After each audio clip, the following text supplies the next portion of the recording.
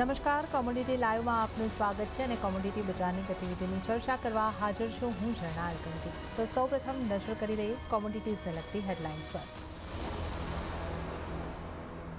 યુએસના સ્ટોકમાં વધારાથી ક્રૂડની કિંમતો ઘટી, WTIમાં 7 સપ્તાહના નીચલા સ્તરે કારોબાર, તો બ્રેન્ટનો ભાવ $83 પાસે પહોંચ્યો।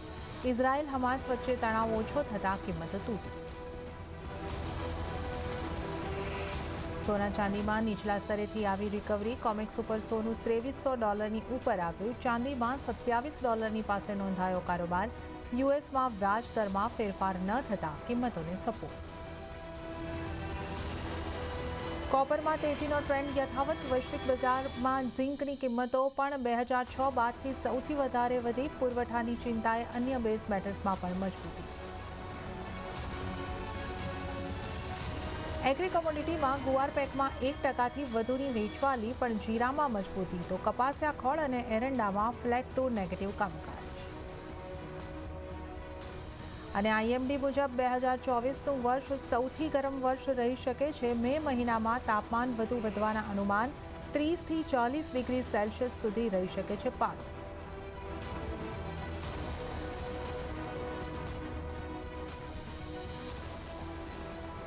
તો શરૂઆત કરીએ રૂપિયાના કારોબારથી। તો રૂપિયામાંના કારોબારની વાત કરી લઈએ તો ડોલર સામે રૂપિયો 2 પૈસા જેટલો નબળો થઈને 83.43 પ્રતિ ડોલરની સામે 83.41 પ્રતિ ડોલર ઉપર ખુલ્યો। જોકે ત્યારબાદ આપણે 83.45ની આસપાસના જ સ્તર ઉપર રૂપિયાને જોઈ રહ્યા છે। ડોલર ઇન્ડેક્સને જોઈ લઈએ તો ડોલર ઇન્ડેક્સ 105.69ની આસપાસ આપણને જોવા મળી રહ્યું છે।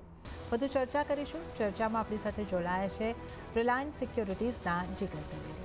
જીગરજી, ગુડ મોર્નિંગ અને સ્વાગત છે આપનું CNBC બજાર પર। તો જીગરજી, જે રીતે આપણે રૂપિયાને જોઈ રહ્યા છે, એક નાની રેન્જની અંદર જ આપણને દેખાઈ રહ્યો છે ખાસા લાંબા સમયથી। આપણે જે મેઇન વસ્તુ જોઈ રહ્યા હતા કે કદાચ ડોલર ઇન્ડેક્સની અંદર મૂવમેન્ટ આવે ફેડના આઉટકમ્સ પછી। ફેડના આઉટકમ્સ આવી ચૂક્યા છે, કોઈ રેટ કટ નથી, પણ એ જ આપણે આશા રાખી હતી કે કોઈ રેટ કટ નહીં આવશે અને આગળ પણ રેટ કટની સંભાવના હવે વધારે ઓછી થતી લાગી રહી છે।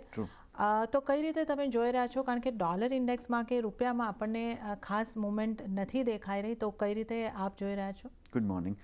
સો ડોલર ઇન્ડેક્સની મુવમેન્ટની સાથે રૂપીમાં આપણને હવે મુવમેન્ટ દેખાઈ નથી।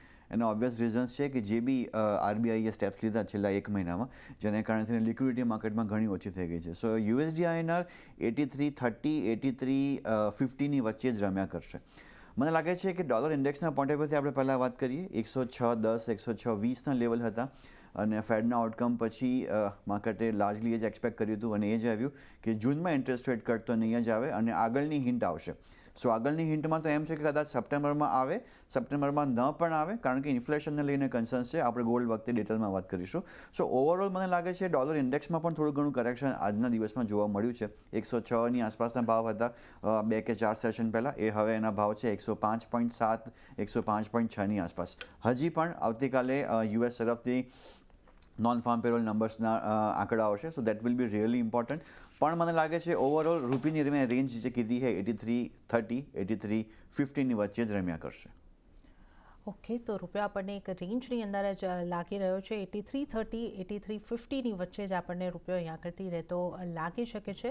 તો આ એક રેન્જનો આપણે ખ્યાલ રાખીને ચાલવું જોઈએ। હવે વાત આપણે ક્રૂડની કરી લઈએ, કારણ કે ક્રૂડ ઓઇલમાં ઉતાર ચઢાવ સાથેનો કારોબાર જોવા મળ્યો, જ્યાં બ્રેન્ટના ભાવ $84 નીચે આવ્યા, તો WTIના ભાવ આશરે 7 સપ્તાહના નીચલા સ્તરે પહોંચ્યા છે। છેલ્લા એક મહિનામાં ક્રૂડમાં આશરે 8% જેટલો ઘટાડો નોંધાયો। તો વાસ્તવમાં ગત સપ્તાહે યુએસમાં ક્રૂડની ઇન્વેન્ટરી વધતા અને ઇઝરાયલ હમાસ વચ્ચે તણાવ ઓછો થતાં કિંમતો પર અસર જોવા મળી રહી છે।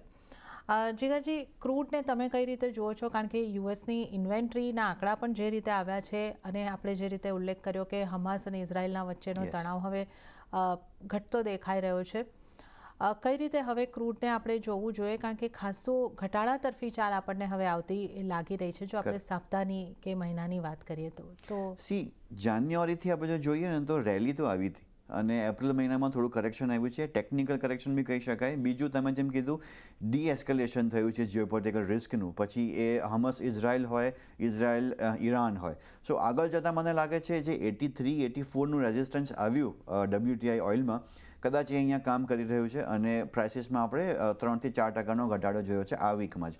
મને લાગે છે આ જે બેરિશ સેન્ટિમેન્ટ છે એ કન્ટિન્યુ કરશે. ઇન્ટ્રાડેમાં આપણે જો કોલ લેવો હોય તો આજે થોડું પુલબેક આવ્યું છે માર્કેટમાં. મને લાગે છે કે આ પુલબેક પર એકવાર માર્કેટમાં આપણે સેલ કોલ લઈ શકાય. સાથે સાથે જે યુએસની ઇન્વેન્ટરીઝની વાત કરીએ તો એ પણ સ્લોલી અને ગ્રેજ્યુઅલી વધી રહી છે. સો ઓફકોર્સ યસ, ચાઇના તરફથી જે મેન્યુફેક્ચરિંગ PMI નંબર્સ આવ્યા હતા છેલ્લા 2 થી 3 દિવસમાં, એમાં થોડી ઘણી સેન્ટિમેન્ટ પોઝિટિવ થઈ છે. બટ ઓવરઓલ મને લાગે છે કે હજી પણ ઉછાળે વેચવાનું જ અહીંયા ધ્યાન બેસે છે. અને જે મે કોન્ટ્રાક્ટ 6650ની આસપાસ ચાલે છે, 6680ની આસપાસ આવે, વન કેન ગો શોર્ટ. 6720નો સ્ટોપ લોસ છે અને 6600 કે પછી 6580ના ટાર્ગેટ માટે ક્રૂડ ઓઇલમાં શોર્ટ કરી શકાય. MCX મે કોન્ટ્રાક્ટ.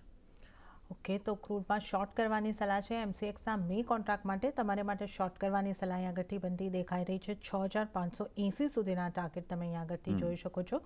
6720નો સ્ટોપ લોસ રાખો તો ક્રૂડના મે કોન્ટ્રાક્ટમાં સેલ ઓન રાઇઝની સ્ટ્રેટેજી તમે અપનાવીને ચાલો તો આ સલાહ અહીં આગળથી ખાસ બની રહી છે. હવે જો આપણે વાત કરી લઈએ નેચરલ ગેસની, તો શરૂઆતી કારોબારમાં સ્થાનિક બજારમાં નેચરલ ગેસમાં 0.5% વધુની તેજી સાથે 163ના સ્તરની આસપાસ કારોબાર અહીંયા આગળથી જોવા મળ્યો છે. જીગરજી, નેચરલ ગેસને તમે કઈ રીતે જુઓ છો અને અહીંયા હવે શું કરવું જોઈએ? નેચરલ ગેસ બહુ જ વોલેટાઇલ છે. થોડા દિવસ પહેલાં એનો ભાવ 170-175ની આસપાસ હતો. પણ જે પણ વોલેટાઇલ વેધર રિપોર્ટ્સ આવે છે યુરોપ તરફથી, ત્યારબાદ પ્રેશર આપણે માર્કેટમાં જોયું, 160-165ના લેવલ પણ જોયા છે. ત્યાંથી એક પુલબેક આવ્યું છે. પ્યોરલી ટેકનિકલ કોલ છે. કરંટ લેવલ જે છે એ થોડું સેન્ટિમેન્ટ પોઝિટિવ છે. Will go with the trend only. So May contract 163.5 current લેવલની આસપાસ જ લોંગ કરી શકાય. 160નો સ્ટોપ લોસ રાખીને 168, 170ના ટાર્ગેટ માટે લોંગ કરી શકાય. ઓકે, તો અહીંયા આગળથી નેચરલ ગેસની જો વાત કરીએ તો લોંગ કરવાની સલાહ મળી રહી છે, તો ખરીદી કરીને ચાલો. કરંટ લેવલથી ખરીદી કરી શકો છો. 160ના સ્ટોપ લોસ અને 168 સુધીના ટાર્ગેટ તમને અહીંયા આગળથી બનતા દેખાઈ શકે છે. તો અહીંયા આગળથી તમારે માટે જે સલાહ બનતી દેખાઈ રહી છે, ખરીદારી કરીને ચાલવાની સલાહ બની રહી છે. હવે આપણે સોનાના કારોબારની વાત કરી લઈએ તો સોનામાં નીચલા સ્તરેથી ફરી ખરીદારી આવતા કિંમતોમાં મજબૂતી જોવા મળી. જ્યાં કોમેક્સ ઉપર $2300થી રિકવરી આવતા હવે $2320ની પાસે કારોબાર જોવા મળે. તો સ્થાનિક બજારમાં કિંમતોની આપણે વાત કરીએ તો 71,000ના ઉપરના સ્તરની આસપાસ આપણને કિંમતો પહોંચતી દેખાઈ રહી છે. યુએસમાં વ્યાજદરમાં કોઈ ફેરફાર ન થતાં કિંમતોને સપોર્ટ મળ્યો છે. જીગરજી, આપણે સોનાની આગળથી વાત કરીએ તો જે રીતે આપણે ચર્ચાની શરૂઆત કરી કે સોનામાં આપણે ફેડની મિટિંગની વાત વધારે ડિટેલમાં કરીશું. સતત 6ઠ્ઠી વખત કોઈ રેટ કટ અહીંયા આગળથી નથી આવ્યો ને ઉપલા સ્તરેથી આપણે જોઈએ તો સોનામાં ખાસો એવો ઘટાડો આવી ચૂક્યો છે. હવે તમે સોનાની ચાલ કઈ રીતે જોઈ રહ્યા છો? ફેડનું ઇન્ટરેસ્ટ રેટ કટ કેમ નથી આવ્યું? સૌથી પહેલો ક્વેશ્ચન તો એ છે. સો 1 year down the line inflation forecast જે ફિગર્સ આવતી હોય છે, પીપલ્સ એક્સપેક્ટેશન, એ વધીને આવી છે અને હજી પણ 2% ઇન્ટરેસ્ટ રેટ હિટ નથી કર્યું. હા, ઓકે, ઇન્ફ્લેશનનો ટ્રેજેક્ટરી ડાઉનવર્ડ છે. સો સ્લોલી એન્ડ ગ્રેજ્યુઅલી એમ્પ્લોયમેન્ટ વધી રહ્યું છે, માર્કેટમાં સ્ટેબિલિટી પણ છે. સો ઓવરઓલ ઇન્ફ્લેશન નીચે આવ્યું છે, યસ, પણ હજી કેટલું સસ્ટેનેબલ છે અને એ હજી 2%ને હિટ નથી કર્યું, 2% એક્ઝેક્ટ ફિગર. સો જ્યાં સુધી એ નહીં કરે ત્યાં સુધી ફેડ છે ને કોઈ સ્ટેપ નહીં લે. ઇકોનોમીના સિનારીઓને લઈને થોડી અનસર્ટનિટી માર્કેટમાં છે એવું પણ એમણે જણાવ્યું છે. પછી એ હમસ ઇઝરાયલ હોય કે પછી એ ઇઝરાયલ ઈરાન હોય, જીઓપોલિટિકલ રિસ્કને લઈને માર્કેટમાં એક ટેન્શન છે. ઓફકોર્સ પોલિટિકલ રિસ્ક તો માર્કેટમાં આવી જ રહ્યું છે. આવનારા 6 મહિનામાં યુએસમાં ઇલેક્શન છે અને જે રીતે કોમોડિટીના પ્રાઇસીસ વધ્યા છે, ગોલ્ડ આ year to date, gold silver હોય કે હવે તો બેઝ મેટલ્સ પણ હોય અને એનર્જી પ્રોડક્ટ્સ પણ હોય, ઇન્ફ્લેશન પોસિબલ છે કે વધશે. કોમોડિટી પ્રાઇસીસ વધે તો અલ્ટિમેટલી ઇન્ફ્લેશન વધે. સો આ જ એક કન્સર્નને લીધે થઈને ફેડે થોડી અનિશ્ચિતતાનો એક અહીંયા એક ચિંતા દર્શાવી છે અને ક્લિયરલી કીધું છે કે સપ્ટેમ્બરમાં કદાચ આવી શકે, કદાચ ન પણ આવી શકે. અમારો ઓપિનિયન હજી એ જ છે કે આ વર્ષે ઇન્ટરેસ્ટ રેટ કટ નહીં આવે. સો એને લીધે થઈને ડોલર ઇન્ડેક્સમાં રેલી આવી. પણ જ્યારે એમ કીધું કે ઇકોનોમીમાં અનસર્ટનિટી હજી પણ છે, સો એને કારણે ગોલ્ડ સિલ્વરમાં બાઇંગ આવી ગયું. સો ઓવરઓલ મને લાગે છે જે 2280નો એક ડીપ હતો કોમેક્સ ઉપર, ત્યાંથી પ્રાઇસીસમાં એક ફરીથી શાર્પ બાઉન્સ આવીને 2315 2320ની આસપાસ માર્કેટ આવી ગયું છે. 2350નું અહીંયા એક રેઝિસ્ટન્સ છે અને મને લાગે છે ઓવરઓલ ગોલ્ડ સિલ્વર માટે થોડું અહીંયા એક રેન્જ બાઉન્ડથી નેગેટિવ કારોબાર થઈ શકે છે. આવતીકાલે યુએસના નોન ફાર્મ પેરોલ નંબર્સ આવશે, એની ઉપર ધ્યાન રાખવામાં આવશે. સો મને લાગે છે કોઈ પણ ઉછાળે ગોલ્ડ અને સિલ્વર બંનેમાં શોર્ટ કરી શકાય. સો હું જૂન કોન્ટ્રાક્ટ ગોલ્ડની વાત કરું, 71,030ની આસપાસ ભાવ ચાલી રહ્યા છે અને 71,100 પાસે આવે June contract one can short. 71,200નો સ્ટોપ લોસ અને 70,900ના ટાર્ગેટ માટે ગોલ્ડમાં શોર્ટ કરી શકાય. ઓકે, તો સોનાની અહીંયા આગળથી જે આપણે વાત કરી રહ્યા છીએ, તો અત્યારે સોના માટે જો સલાહબંધી દેખાઈ રહી છે, સેલ કરીને ચાલો. 71,100ની આસપાસ સોનું મળે છે તો સેલ કરીને ચાલવાનું રહેશે. ટાર્ગેટ 70,900ના અને સ્ટોપ લોસ 71,200નો રાખીને ચાલો. તો સોનામાં ખાસ ત્યારે વેચીને ચાલવાની સલાહ. અને હવે જે નજર છે એ નોન ફાર્મ પેરોલના જે આંકડા આવવાના છે એના ઉપર પણ આપણે બનાવેલી રાખીશું. હવે આપણે જે વાત કરવાના છે ચાંદીની, તો ચાંદીમાં પણ એક રિકવરી આવતા બજારમાં કિંમતો 80,000ની ઉપર રહી અને આપણે જો જુલાઈ કોન્ટ્રાક્ટની વાત કરીએ તો 81,200ની આસપાસ ચાંદીની કિંમતો MCX ઉપર આપણે જોઈ શકીએ છીએ. અને કોમેક્સની વાત કરીએ તો 26.53 ઉપર આપણે કોમેક્સમાં કારોબાર થતા જોઈ શકીએ છીએ. જીગરજી, ચાંદીને હવે અહીંયા આગળથી કઈ રીતે જોવું જોઈએ, ચાંદી માટે પણ હવે કયા પરિબળો પર નજર રાખવાની અને ચાંદીમાં કઈ રીતની સ્ટ્રેટેજી અપનાવવાની તમે સલાહ આપશો? સો જે આપણે ગોલ્ડના પરિબળોની વાત કરી એ તો ચાંદીને લાગુ પડે જ છે, પણ એપ્રિલ મહિનો બહુ સરસ રહ્યો બેઝ મેટલ્સ માટે.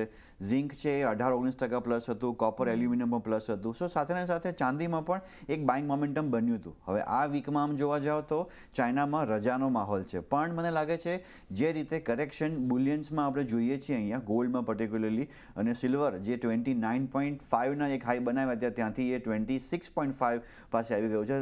ઓલમોસ્ટ $3 ફોલ જોવા મળ્યો છે. મને લાગે છે સિલ્વરમાં હજી પણ એક થોડું કરેક્શનનો માહોલ રહેશે. ટેકનિકલી પણ આપણે જો ડેલી ચાર્ટ સેટઅપ કરીએ, ગોલ્ડ હોય કે સિલ્વર હોય કોમેક્સના, સો એક રાઇઝિંગ ટ્રેન્ડ લાઇનનું બ્રેકડાઉન આવ્યું છે અને બંનેઓમાં સેલિંગ પ્રેશર આવશે.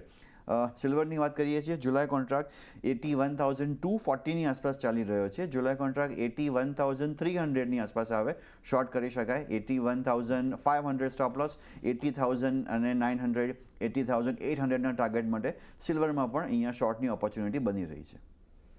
ઓકે, તો ચાંદી માટે પણ તમને જુલાઈ કોન્ટ્રાક્ટમાં સેલ કરીને ચાલવાની સલાહ અહીં આગળથી બનતી દેખાઈ રહી છે. તો 81,500નો સ્ટોપ લોસ તમારે રાખવાનો રહેશે. 80,800 80,900 સુધીના ટાર્ગેટ તમને ચાંદીમાં બનતા દેખાઈ શકે છે. તો ચાંદીમાં જુલાઈ કોન્ટ્રાક્ટમાં સેલ કરીને ચાલો. સોનામાં પણ સેલ કરીને ચાલવાની જ સલાહ આજે આપના માટે બનતી દેખાઈ રહી છે. તો સોના ચાંદીની આપણે વાત કરી છે. પ્રેશિયસ મેટલ્સ બાદ હવે આપણે બેઝ મેટલ્સની પણ વાત કરી લઈએ. તો વૈશ્વિક અને સ્થાનિક બંને બજારોમાં બેઝ મેટલ્સમાં સારી ખરીદારી જોવા મળી. જે LME પર કોપર 2 વર્ષના ઉપલા સ્તરે યથાવત છે, તો ઝિંકના ભાવ 2006 બાદથી સૌથી વધારે વધ્યા છે. તો પુરવઠાની ચિંતાએ અન્ય મેટલ્સને પણ સપોર્ટ મળી રહ્યો છે. આપણે MCX ઉપર મેટલ્સના કારોબારમાં જોઈએ તો અહીંયા પણ આપણે કોપરમાં પણ મજબૂતી સાથે ઝિંક એલ્યુમિનિયમમાં પણ એક સારી મજબૂતી જ અહીંયા આગળથી જોઈ શકીએ છીએ. કઈ રીતે જીગરજી જોવાનું રહેશે અહીંયા આગળથી હવે મેટલ્સને, કારણ કે જે રીતે આપણે ચીનના અહીંયા આગળ વધારે અસર થતી હોય છે અને ચીનમાં આપણે જે રીતે જણાવ્યું રજાનો માહોલ છે, તો આ જ રેન્જની અંદર આપણે કારોબાર જોઈ શકીશું કે કઈ રીતે જોવાનું રહેશે? સો ડોલર ઇન્ડેક્સમાં જે એક ડીપ આવ્યું છે તો એની એક પોઝિટિવ ઇમ્પેક્ટ તો અહીંયા છે માર્કેટમાં. અને જો હું કોપરની પર્ટિક્યુલરલી વાત કરું, પછી એ ટ્રાફિક ગ્યુરા હોય કે પછી ચીલીથી જે બી કોપરને લઈને જે બી અહીંયા ઓવરઓલ આઉટલુક આવે છે એ પોઝિટિવ આવે છે કે આગળ જઈને માર્કેટમાં ડિમાન્ડ વધવાની છે ઇન્ડસ્ટ્રીઝમાં પર્ટિક્યુલરલી. યસ, ચાઇનામાં આ વીકમાં આમ તો હોલિડેઝ છે, સો કદાચ થિનલી ટ્રેડેડ કોમોડિટી હોઈ શકે ચાઇનાના પોઈન્ટ ઓફ વ્યૂથી, પણ જે રીતે ઇકોનોમિક ડેટા આવી રહ્યા છે અને જે રીતે માર્કેટ ડેવલપ થઈ રહ્યું છે, ઓલ્ધો એપ્રિલમાં આપણે એક સ્ટ્રોંગ રેલી જોઈ છે. ઝિંક તો 18% જેટલું પ્લસ હતું અને કોપર અને એલ્યુમિનિયમ 12-13% પ્લસ હતું. આ સેન્ટિમેન્ટ કન્ટિન્યુ કરી શકે છે. હવે કારણ કે આટલી શાર્પ રેલી આવી ગઈ છે, થોડું એક ડીપ આવે, પણ બાય ઓન ડિપ્સની સ્ટ્રેટેજી અહીંયા આપણે કન્ટિન્યુ કરીએ છીએ. કોપર અને ઝિંક એ કોમોડિટી છે. સો કોપર મે કોન્ટ્રાક્ટ 855ની આસપાસ આવે લોંગ કરી શકાય, 852 સ્ટોપ લોસ, 863ના ટાર્ગેટ માટે. અને ઝિંક મને લાગે છે મે કોન્ટ્રાક્ટ 254ની આસપાસ આવે લોંગ કરી શકાય, 253 સ્ટોપ લોસ અને 256 ટાર્ગેટ. ઓકે, તો મેટલ્સ પૈકી તમારે માટે બે મેટલની અંદર ખરીદારી કરવાની સલાહ બનતી દેખાઈ રહી છે. કોપરને ખરીદો 855ની આસપાસ, 863ના ટાર્ગેટ અને 852ના સ્ટોપ લોસ તમારે ધ્યાને રાખવાના રહેશે. તો કોપરમાં ખરીદારી કરીને ચાલવાની સલાહ અને સાથે જ ઝિંકમાં પણ ખરીદી કરીને ચાલવાની તમારે માટે સલાહ બની રહી છે. 254ની આસપાસ બાય કરો, 253નો સ્ટોપ લોસ રાખવાનો રહેશે અને 256ના ટાર્ગેટ તમને ઝિંકમાં જોવા મળી શકે છે. તો કોપર અને ઝિંકમાં ખરીદી કરીને ચાલો. ત્યારે જ જીગરજી, આપનો ખૂબ ખૂબ આભાર આપ અમારી સાથે જોડાયા અને આપણે નોન એગ્રી કોમોડિટીઝ અંગે ચર્ચા કરી. આપનો ખૂબ ખૂબ આભાર. Thank you. તો હવે આપણે એગ્રી કોમોડિટીના કારોબાર તરફ આગળ વધીએ અને નજર કરી લઈએ એગ્રી કોમોડિટીઝની ચાલ પર. તો NCDEX ઉપર ગુવાર પેકમાં આશરે 1%થી વધુની વેચવાલી જોવા મળી. તો મસાલા પેક તરફથી મિશ્ર સંકેતો મળ્યા, જ્યાં જીરાની અંદર સારી ખરીદારી રહી છે, હળદરમાં ફ્લેટ કામકાજ, પણ ધાણામાં નરમાશ રહી. સાથે જ એરંડા અને કપાસિયા ખોળમાં પણ દબાણ દેખાઈ રહ્યું છે. વધુ ચર્ચા કરીશું એગ્રી કોમોડિટીઝ અંગે. ચર્ચા કરવા આપણી સાથે કુંવરજી ગ્રુપના રવિ દેવરા જોડાયા છે. રવિજી, સ્વાગત છે આપનું CNBC બજાર પર. રવિજી, પાછલા થોડા આપણે આ સપ્તાહની અંદર જોઈ રહ્યા છે, જીરામાં એક ખરીદારીનો માહોલ બનતો દેખાઈ રહ્યો છે. હળદરમાં આપણે કહીએ થોડી વોલેટિલિટી વધતી દેખાઈ રહી છે. કઈ રીતે આપ મસાલા પેકને જોઈ રહ્યા છો? જેમકે જીરા અને હળદર આપણમાં જે અરાવેલો પ્રેશર છે એ થોડું ઓછું થયું અને માર્કેટ ઉત્સાહ તરીકે લઈ રહ્યું છે. આઈ થિંક આ એક બેઝિક ફેક્ટર છે, કારણ કે હવે જોઈએ તો આપણે જેમાં આજે અરાવેલું પ્રેશર છે ત્યાં થઈ જશે. ખાસ કરીને હજી પણ થોડું આઈ થિંક એવું લાગી રહ્યું છે કે જીરામાં 25 આસપાસ હર્ડલ છે આસપાસ નફો વેચવાની માટે સારું લેવલ બની શકે જે લોકો નીચેથી બાય થયું છે. નવી ખરીદીને આ લેવલે સલાહ નથી. નવી ખરીદી કરવી હોય તો માટે કંઈક બેટર ઓપ્શન છે. ત્યાં 19,300 સુધીના લેવલ ચાલી રહ્યા છે. ઘટાડે ખરીદી કરો 19,200 આસપાસ. સ્ટોપ લોસ નીચે રાખી શકાય 18,980 અને ઉપરની બાજુ 19,600 સુધીના ટાર્ગેટ જોવા મળી શકે છે. અત્યારે ધાણામાં સવારના વીકનેસ જોવા મળી હતી અને 7,370 ટેમ્પોરન્સ સપોર્ટ ટેસ્ટ કરી અને 7,400 ઉપર પાછા ભાવ આવી ગયા છે. ખરીદી કરો ધાણામાં. સ્ટોપ લોસ રાખો 70-50 અને ટાર્ગેટ 7,560 સુધીમાં જોવા મળી શકે. ઓકે, તો હળદર અને ધાણાની અંદર ખરીદી કરવાની સલાહ અહીં આગળથી તમારે માટે બનતી મસાલા પેકમાં દેખાઈ રહી છે. હળદર માટે 19,600ના ટાર્ગેટ અને ધાણા માટે 6,560ના ટાર્ગેટ તમને બનતા દેખાઈ શકે છે. ત્યારે જ રવિજી, જો ગુવાર પેકની વાત કરી લઈએ, ગુવાર પેકમાં આજે થોડી વેચવાલી આવતી દેખાઈ રહી છે. 0.5% ઉપરની વેચવાલી સાથે આપણે ગુવાર પેકમાં કારોબાર જોઈ રહ્યા છે. તો ગુવાર પેક પર આપની કઈ રીતની સલાહ રહેશે? બેસિકલી થોડી નકારાત્મક પરિસ્થિતિ થઈ છે કે થોડું સેલઅપ આવી રહ્યું છે. જે રોલ છે એ ક્રૂડ પ્રાઇસિંગમાં ફેક્ટર કરે છે, કારણ કે રિસન્ટ ટાઈમમાં જે જોવા મળે છે ત્યારે ક્રૂડના ભાવની રિકવરી એક સેન્ટિમેન્ટ તરીકે સપોર્ટ આપી રહી છે. અરાઇવલનું થોડું ઓછું પ્રેશર હતું. આજે પણ અરાઇવલ રિલેટેડ કોઈ ખાસ ન્યૂઝ નથી.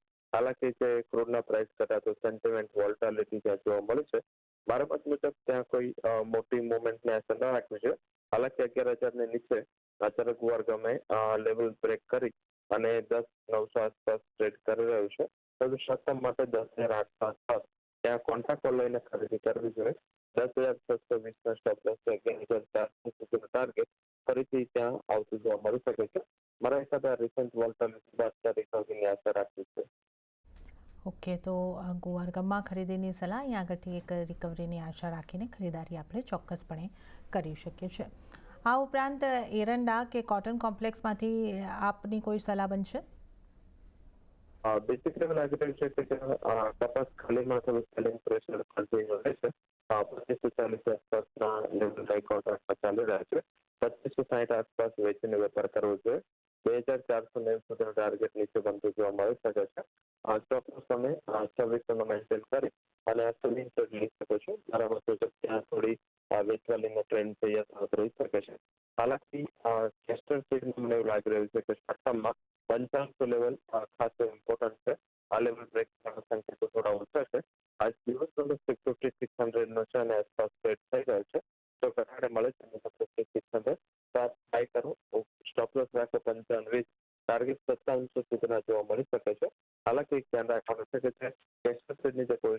એ તમારે 2 થી 3 ટ્રેડિંગ સેશન આઉટલુક લઈ અને ખરીદી કરવી છે. ઓકે, તો આ અહીંયા આગળથી એગ્રી કોમોડિટીઝ માટે આપણે ખાસ ચર્ચા કરી છે અને રવિજી આપનો ખૂબ ખૂબ આભાર. આપ અમારી સાથે જોડાયા અને એગ્રી કોમોડિટીઝ અંગે ચર્ચા કરી. આપનો ખૂબ ખૂબ આભાર. તો આ સાથે જ કોમોડિટી લાઈવમાં હાલ પૂરતું આટલું જ. હાલ મને પણ આપજો રજા. વધુ અપડેટ્સ અને સમાચારો માટે આપ CNBC બજાર સાથે જોડાયેલા રહો. આગળ મારા સહયોગી પ્રીતિ દલાલ આપને માટે લઈને આવશે બજાર હેલ્પલાઇન. નમસ્કાર.